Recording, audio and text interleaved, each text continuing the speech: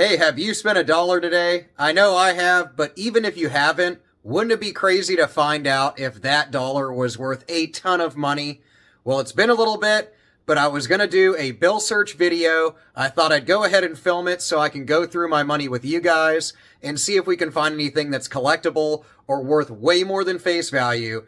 But at the minimum, I can show you some stuff to look for that you can find in your pocket that can make your banknotes worth a ton of money. So before you spend your cash the next time, you can come back to this video, you can check stuff out, or you can check my other videos out on coins and banknotes to look for that can make you really, really good money. So let's do it. It's been far too long. I've been super excited to get back in the saddle. These are the first videos that I did was bill search videos, so I am super excited to get back into it. I plan on doing daily ones going forward, so hopefully you don't get tired of it. And if you've been on this channel for a while, I found out that here in just a couple of days, it'll be 8 years of me doing videos on YouTube. Really a couple that I've been like super serious about it. But let's get to going through this money, see if we can find some collectible or valuable stuff. So, what are we looking for? We'll start off with this $10 note. Series date is down here, 2017. I'll stop moving the note around. I like to look for fancy serial numbers or patterns in the serial number. In this case, there's not one.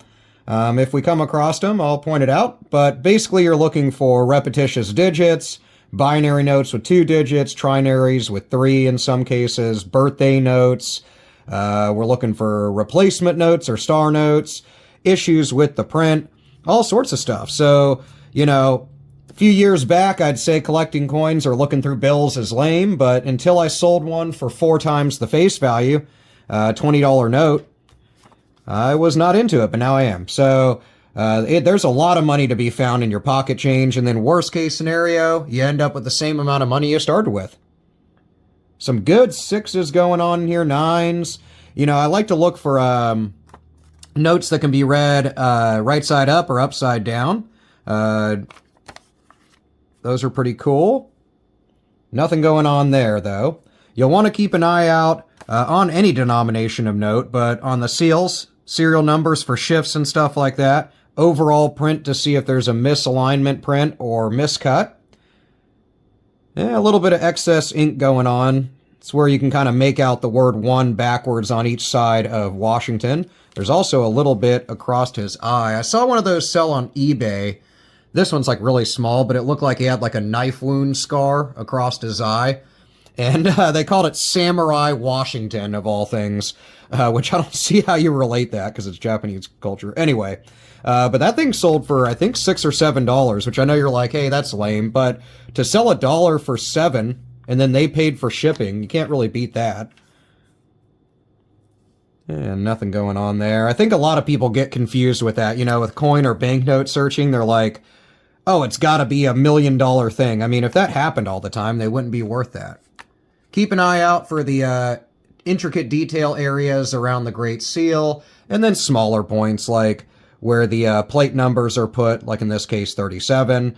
It's different on each denomination. If you want to know about that stuff, it's a bit boring, but if you do want to know about it, then you can watch my videos. I cover each denomination in a separate video, and then a really long one that's like an hour long that you can watch all of them. So, you know, kick back and eat some popcorn or something. 2013, kind of cool.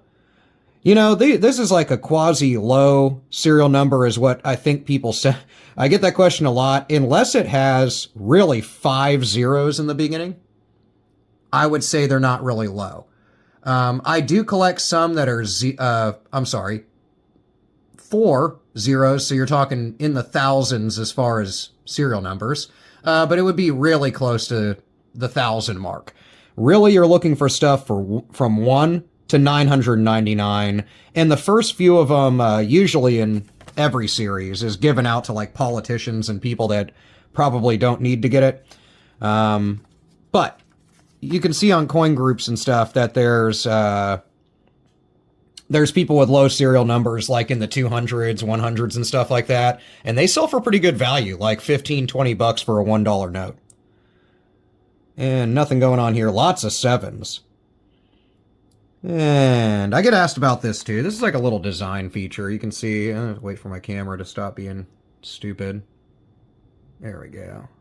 That little spider guy down on the bottom. I get asked about that graphic all the time. It's just part of the note. It's been on there since the 50s. Nothing going on the front. I see a sweet star note peeking out. Nothing on the back. This one's got a lot of wet ink transfer. You can see, well, really, it's kind of over ink from the front or excess of ink. When they re-ink the plates that do the notes, which is done on a regular basis throughout the production process, you can see it kind of bleed through the other side. Hey! Okay, actually, way better than I thought. February 12th, 1566. I wish that it was in American kind of history dates, so past 1776. But I'll take a birthday note of any type, especially a replacement note. I'm going to go ahead and pretend this corner's not folded. Straighten that out a bit. I'll tag some in the product thingy. I have some cool little shirts. Jessica's working on a ton of them this weekend that are like hundreds of designs we put together over the years. It just takes a bit to make them into shirts. So we'll have those too. But I'll tag some really cheap top loaders for banknotes. So if you need those, then pick that up. I always tag like a $6 jeweler's loop too, so you can get a good look at your banknotes and your coins. But in this case, I'll stop yapping about that. I'll take a birthday star note all day long. February 12th, 1566. Again, I wish it was in like American History date, but I'll look that date up. I'll put in the description and in the comments anything cool or any historical people or anything nifty like that. You can see kind of some wet ink transfer, true wet ink transfer on the back, right around the lettering here. Now, if it's really, really a blob, so to speak, I would call it an ink smear. But in this case, it's kind of some wet ink transfer. But I am stoked about a nice star note, so I'm going to set it aside. Try to go. It looks like a lot of ones, some fivers sticking in there. A little bit longer bill search this time around. Nothing going on in this one, 2013 series. Speaking of star notes, if you find 2013 B series star notes, those can have duplicates. Yeah, lots of twos. Another 2013 series. Nothing going on in the back. Look around the incomplete pyramid. Down here where it says Novus Ordo Seclorum in the Roman numerals for 1776. Sometimes around those intricate detail points you can see issues. Kind of mentioned this earlier. You can see a little bit of ink dabble on his eye there. It looks like a gang tattoo. So, but something to keep an eye out for, no pun intended. But ink smears. Nothing going on there. 2017. Really common thing on 2013 and 2017 is the third digit over from the left being kind of excessively inked. I see them on eBay a lot. I would never pay more than face value for that. Maybe when they get rid of paper currency, if they do. But they're redesigning them through 2050 something, so I don't see that going anywhere anytime soon. I'll be hopefully still boring you guys here on YouTube. Nothing going on here. Speaking of getting rid of stuff, pick up 2025 pennies in case they just do away with that entirely. They don't even use any backstock material to produce later years. 2025 fresh rolls are kind of going up, weirdly, even though you can get them from the bank.